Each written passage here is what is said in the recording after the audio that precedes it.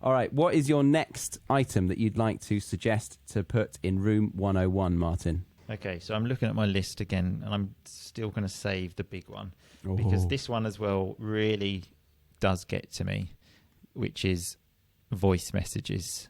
The thing that really, really gets to me about them is you have to listen to people think. They say, for example, so, all right, so why don't we meet at 5? Oh, actually, I can't meet at 5 because I've got to go up and pick up my children from school. So, what about... And you're thinking, look, just get to the point. Like, I haven't got time just to listen to you umming and ahhing.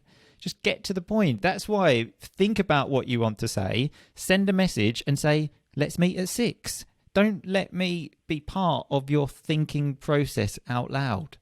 Fair enough. I think immediately that your friends are using voice messages for the wrong form of communication. For that instance, a text is always going to work better than Exactly. that. Yeah. I mean, this is an extreme example, but something I have to share. My wife's aunt once left her a 15-minute voice message. Now, that is mental, isn't it? That's a podcast. How can you leave? That is a podcast. I've made podcasts that are shorter than that. Wait, as a podcaster, aren't you used to voice messages? Don't you like doing them yourself? For me to record them for someone else? No, never. No? Why? I mean, the only time I would ever leave a voice message, I would say in my life, I've left about 3. And good that's stat to have on your tombstone. One of them was the other day, actually, where I was walking with my daughter. My wife was texting me, and I was finding it quite difficult because I was pushing the pram with one hand, and I had my phone with the other hand, and I found it quite difficult. So I just quickly said, look, I'm walking. I'll talk to you later. That was one. And other times I do it to one other friend that does it to me a lot just to annoy him, just so he has to listen to me thinking, and I just do what he does to me. Do you ever sing happy birthday to people on their birthday? A voice message, happy birthday? Absolutely no. No? I mean, I would do, I've done a few videos, but just the voice message, nah. Not a silly little over-the-top song? Like I said, I've done a few videos, and they're generally for my nieces that I do them.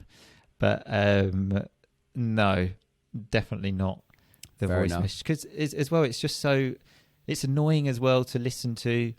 Now there is the feature of you can put it to your ear so only you can hear. But I remember in the past, and I still see people do this now, which again is really annoying.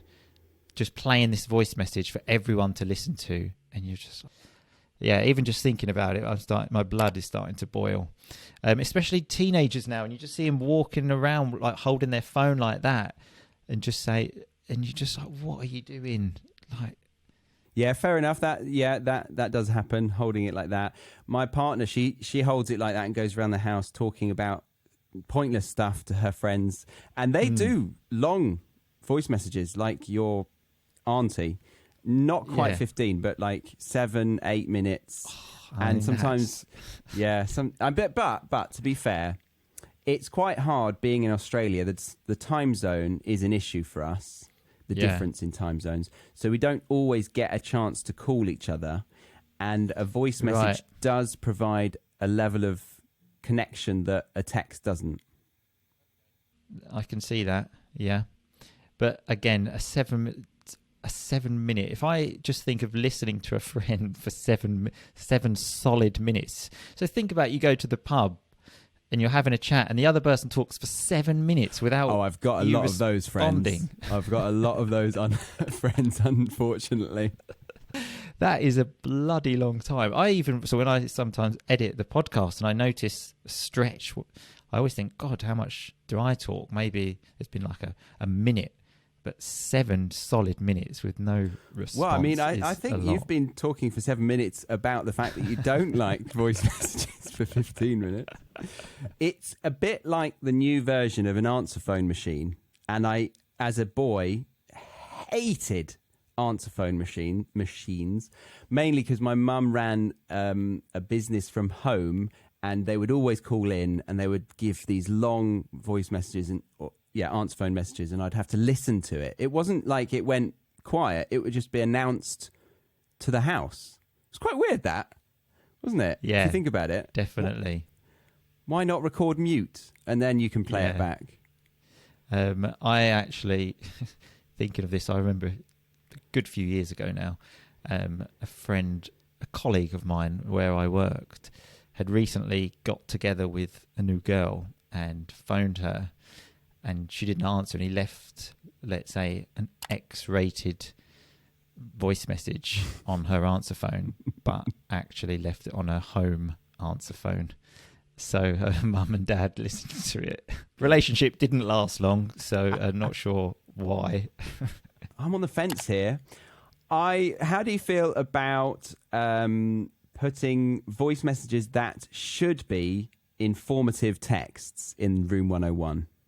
For the reason that I mentioned about having a connection with somebody far away, time zone wise, that kind of thing. The time zone one is one that I think I can accept, but informative texts, I mean, the classic thing, business, everything, keep it short. So I don't want, if it's an informative one of just giving me information about something that we're doing, I can just put the necessary in a text, like 7:00 Friday here, see you there. If it's like you said of, your friends and family that you're having difficulty talking to, then I suppose we could, but I still couldn't imagine ever wanting to listen to a 7-minute voice message of anyone I know. I can't, there's no one. I think our YouTube channel, mine and Harry's, started because we realised that we liked doing poo diaries. So we used to talk to each other whilst we were doing Wow. I mean, I love poos, but literally, what we would just update each other on our day. It would be like a diary. Right. I thought you were updating them like on the poo. Like we've got quite a big one. Quite a big one here, Harry. So it would definitely, be included. But right. Wow. That was the original Ruat. Yeah. That is a really good time to use your phone, I must admit. My wife actually gets quite annoyed with me. So maybe we've been out, like you come in, maybe you both need the toilet. I go to the toilet first, and then I hear like a knock on the door saying, "Are you actually going to the toilet, or are you just playing with your phone?" Both. Yeah, fair enough. All right, let's, for the sake of time, let's split this down the middle. We'll put half of the voice messages in Room 101 that are unnecessary and should be formed as texts, but the communication based on trying to connect with somebody, I'm going to allow to stay within our world. Doo-dung. Poof.